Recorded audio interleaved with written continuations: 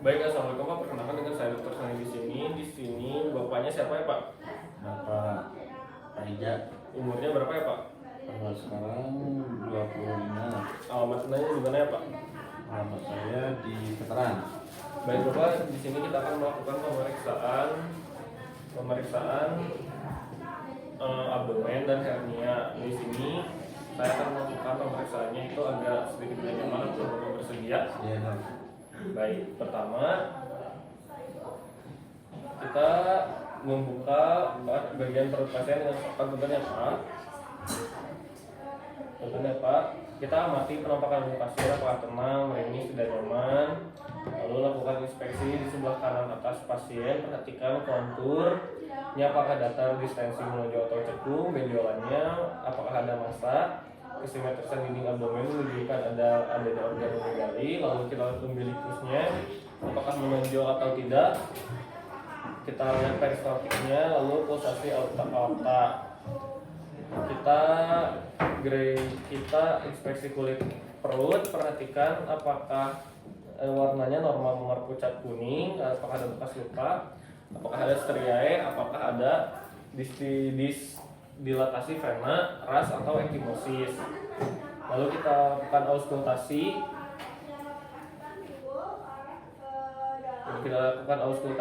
Menggunakan stetoskop. Kita mendengarkan frekuensi bising usus normal, meningkat atau hilang, dan karakteristiknya normal metallic sound. Apakah ada bruit vaskular di 4 regio.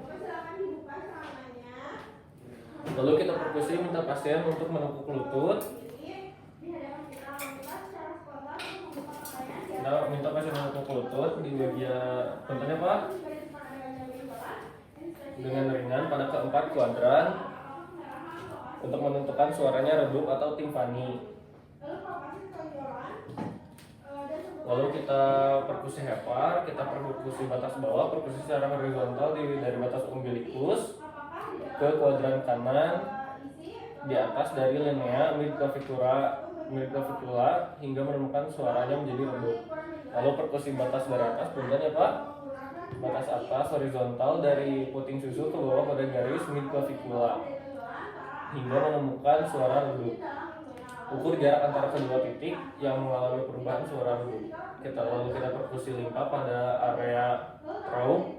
Kita perkusi dari akhir sonor paru kiri batas kosta di linea axillary anterior. Perkusi dinding dada kiri linea di CS ke arah lateral. Lalu kita minta pasien menarik nafas. Pada saat perkusi kembali, Bapak boleh menarik nafas. Lalu saat ukuran limfa normal, perkusi tetap timpani. Palpasi ringan untuk tangan dalam posisi horizontal dengan jari menyatu dan datar pada permukaan perut. Identifikasi suhu kulit apakah hangat atau dingin. Lalu kelembabannya, palpasi dengan gerakan lembut dan lakukan pada keempat kuadran perut. Angkat permukaan tangan hanya pada bagian kulit, palpasi kedalamannya 1 cm. Lalu palpasi dalam, gunakan kedua permukaan telapak tangan secara vertikal dan tekan pada keempat kuadran perut. Lalu kita lakukan palpasi hepar, di mana pasien berbaring rileks dengan menekuk kedua tungkai. Lalu letakkan tangan kiri sejajar dengan kosta 12 posterior, puntennya Pak. Minta pasien untuk rileks pada saat pemeriksaan, tangan kiri menekan perut ke arah atas. Lalu letakkan tangan kanan di lateral otot rectus pada perut kanan dengan jari membentuk sudut 45 derajat. Selama palpasi, Bapak boleh inspirasi Pak, Bapak boleh menarik nafas secara normal. Lalu palpasi lobus kanan, palpasi dimulai dari regio iliac ke kanan. Minta pasien menarik nafas panjang. Pada saat ekspirasi maksimal, jari ditekan ke bawah. Pada awal inspirasi, jari bergerak ke arah kranial. Lalu palpasi lobus kiri, palpasi sama dilakukan seperti lobus kanan. Lalu kita lakukan penilaian ukuran hepar, berapa jari dari arcus costa, tepinya tumpul atau tajam, konsistensinya, permukaannya, apakah ada nyeri tekan atau tidak. Lalu kita palpasi limpa, kita kaki pasien tetap fleksi, tangan kiri melakukan kos kaki di bawah, lalu palpasi menggunakan tangan kanan. Lalu jika sulit, maka pemeriksaan bisa dilakukan dengan posisi lateral decubitus ke sebelah kanan. Namun di sini bisa teraba. Lalu palpasi dengan menekan abdomen ke arah bawah pada saat pasien ekspirasi maksimal. Bapak boleh menarik nafas. Oke, pada saat ekspirasi. Kita identifikasi ukuran limpa dari sphincter berapa, lalu konsistensi limpanya kenyal atau keras. Lalu kita pemeriksaan aspes, kita perkusi dari umbilikus ke lateral kiri atau kanan.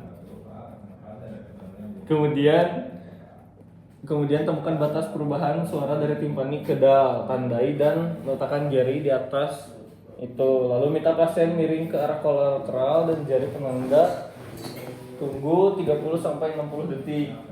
Kalau Bapak boleh ini lagi, lakukan perkusi kembali ke daerah yang telah ditandai dan tentukan apakah ada perubahan suara dari tumpul ke timpani. Kita tes gelombang cairan, tes undulasi dengan tangan pemeriksa. Kita diletakkan di sebelah kiri dan kanan perut pasien, tekan salah satu sisi dan rasakan getaran cairan pada tangan yang berlainan. Lalu kita pemeriksaan appendicitis. Bapak apakah ada nyeri Pak? Ada titik nyeri? Ada dok. Di sebelah mana Pak? Paling dia. Paling dia Pak, siap. Lalu kita palpasi secara perlahan pada titik Makbarni 2 inci dari pertemuan antara sias kanan dan umbilikus. Kita identifikasi tahanan, kekakuan, dan nyeri lepas. Apakah nyeri Pak? Aduh iya. Kita selanjutnya kita cek roughing sign. Kita tekan dalam kuadran kiri perut bawah, lakukan dan lepaskan dengan cepat. Lakukan dengan cepat. Lepaskan dengan cepat jika positif itu nyeri. Lalu kita pesuasain, kita letakkan tangan lalu angkat. Lalu apakah nyeri Pak? Aduh, sakit dok. Berarti positif. Lalu kita lakukan obturator sign, kita angkat lalu fleksikan. Apakah nyeri Pak? Sakit dok? Sakit Pak? Sakit. Lalu selanjutnya kita akan lakukan pemeriksaan hernia inguinalis. Baik, untuk pemeriksaan hernia, di sini kita akan memeriksa pasien untuk berdiri di depan kita, meminta secara langsung. Bapak punten dibuka ya celananya. Lalu kita sudah menggunakan sarung tangan. Kita lihat jika ada benjolan, inspeksi dan temukan warna dari benjolan, apakah kemerahan, lokasinya di sebelah mana, apakah terdapat pembukaan pada kulitnya.